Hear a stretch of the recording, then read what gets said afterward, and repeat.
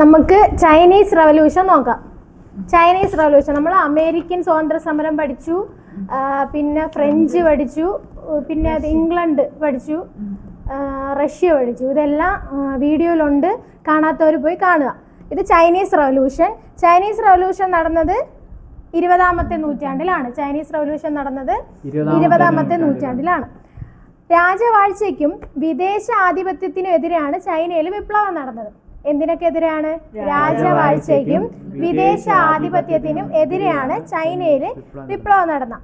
അതുമായിട്ട് ബന്ധപ്പെട്ടിട്ടുള്ള പ്രധാന രണ്ട് കാര്യമാണ് കറുപ്പ് വ്യാപാരവും തുറന്ന വാതിൽ നയവും. കറുപ്പ് വ്യാപാരവും തുറന്ന വാതിൽ നയവും.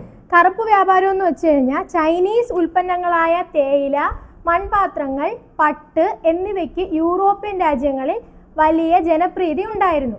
അപ്പം ചൈനയിൽ ഉൽപ്പാദിപ്പിച്ചുകൊണ്ടിരുന്ന എന്തോന്നൊക്കെ മൺപാത്രവും പട്ടും അതുപോലെ തന്നെ ഏതാണ് തേയില. തേയിലയ്ക്കൊക്കെ മറ്റ് രാജ്യങ്ങളിൽ, യൂറോപ്യൻ രാജ്യങ്ങളിലൊക്കെ എല്ലാവർക്കും ഭയങ്കര ഇഷ്ടമായിരുന്നു, നല്ല ജനപ്രീതി ഉണ്ടായിരുന്നതാണ്. ആ സമയത്ത് ചൈനയിൽ നിന്ന് ഒരുപാട് സാധനങ്ങൾ എന്ത് ചെയ്യുമായിരുന്നു? കയറ്റുമതി ചെയ്യുമായിരുന്നു. അപ്പോൾ കയറ്റുമതി ചെയ്യുമ്പോഴത്തേക്ക് ചൈനയ്ക്ക് എന്ത് കിട്ടും? ലാഭം കിട്ടും, വൻതോതിൽ ലാഭം ഉണ്ടാക്കി. അപ്പോൾ ഇറക്കുമതിയൊന്നും ചെയ്യുന്നുമില്ല. അപ്പം ഈ ചൈന ഇങ്ങനെ വളർന്നു വരുന്നത് ആർക്കും ഇഷ്ടമല്ല?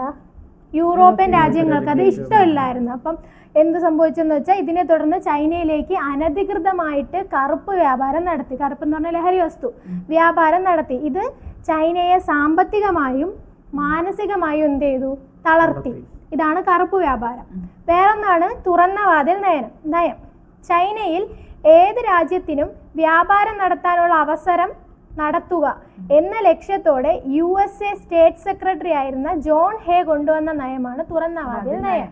ജോൺ ഹേ ആണ് ഈ തുറന്ന വാതിൽ നയം കൊണ്ടുവന്നത്. ഇത് പ്രകാരം ചൈനയിൽ ഏത് രാജ്യത്തിന് വേണോ എന്ത് ചെയ്യാം? വരാം, അവിടെ എന്ത് ചെയ്യാം? വ്യാപാരങ്ങളൊക്കെ നടത്താം.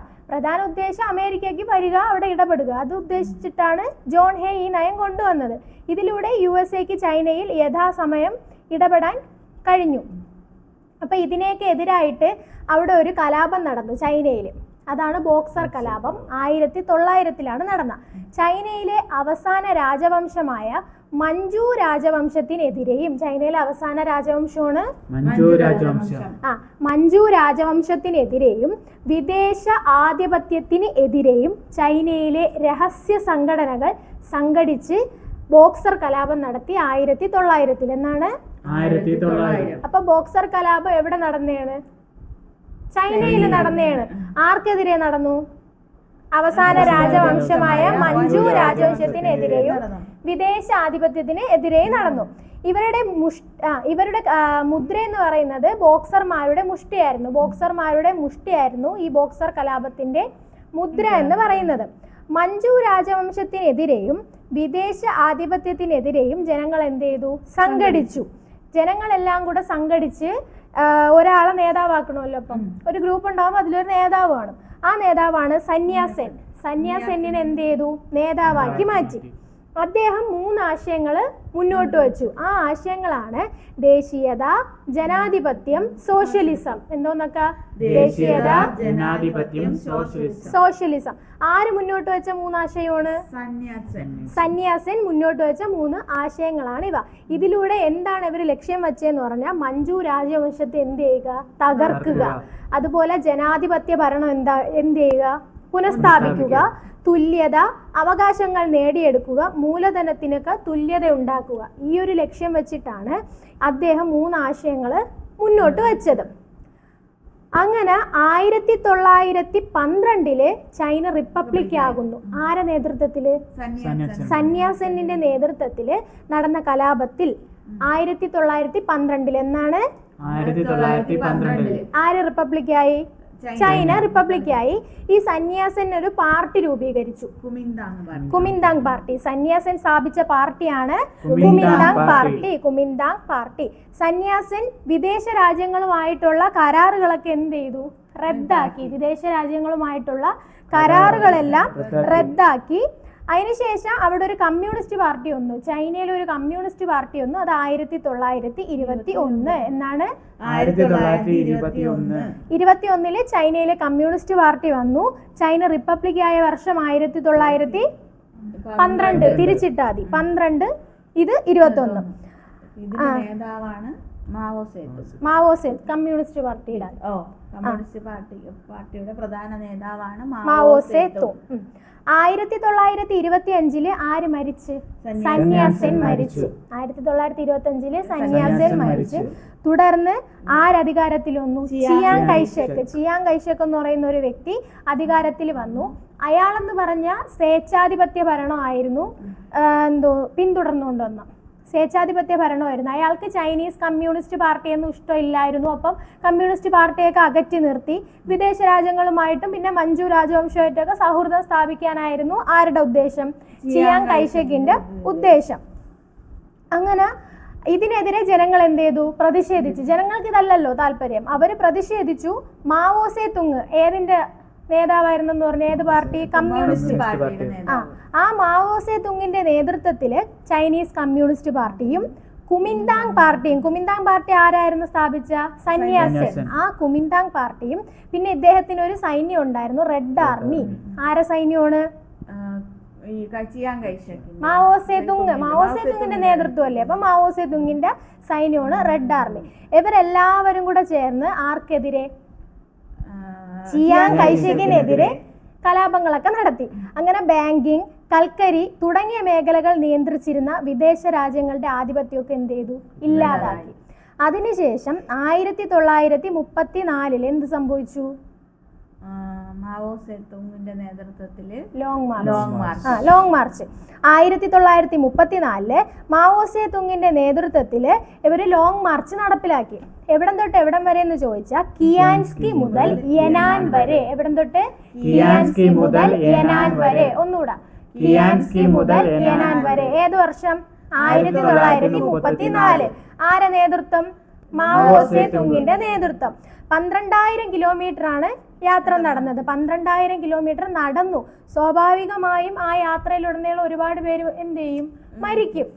മരിക്കുകയും ചെയ്തു. പിന്നെ അതില് ആ യാത്രയിലുടനീളം പ്രഭുക്കന്മാരിൽ നിന്ന് ഇവര് കൃഷിഭൂമികളൊക്കെ പിടിച്ചെടുത്ത് ആർക്ക് കൊടുത്തു? കർഷകർക്ക് കൊടുത്തു. പാവപ്പെട്ട കർഷകർക്കൊക്കെ പ്രഭുക്കന്മാരിൽ നിന്ന് കൃഷിഭൂമി പിടിച്ചെടുത്തിട്ട് കൊടുത്തു. അതിനുശേഷം ചിയാങ് കൈഷക്കിന് സ്ഥാനം ഇല്ലാതാക്കി. ചിയാങ് കൈഷക്കിനെ തായ്വാനിലേക്ക് പലായനം ചെയ്യിപ്പിച്ചു. എവിടെയാണ്? തായ്വാനിലേക്ക് പലായനം ചെയ്യിപ്പിച്ചു. അപ്പൊ മാവോ സേ തുങ് വന്നു. ചിയാങ് കൈഷക്ക് ഇപ്പൊ ഇല്ല, സ്ഥാനമൊക്കെ ഒഴിഞ്ഞു.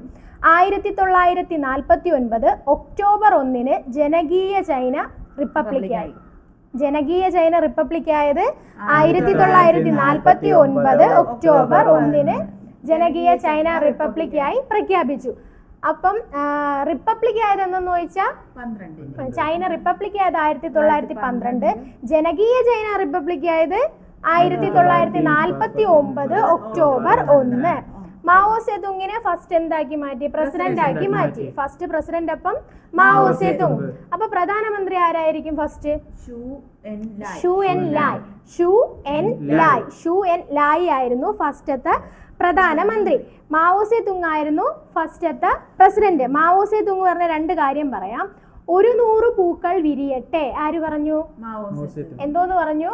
100 പൂക്കൾ വിരിയട്ടെ. വിപ്ലവം തോക്കിൻ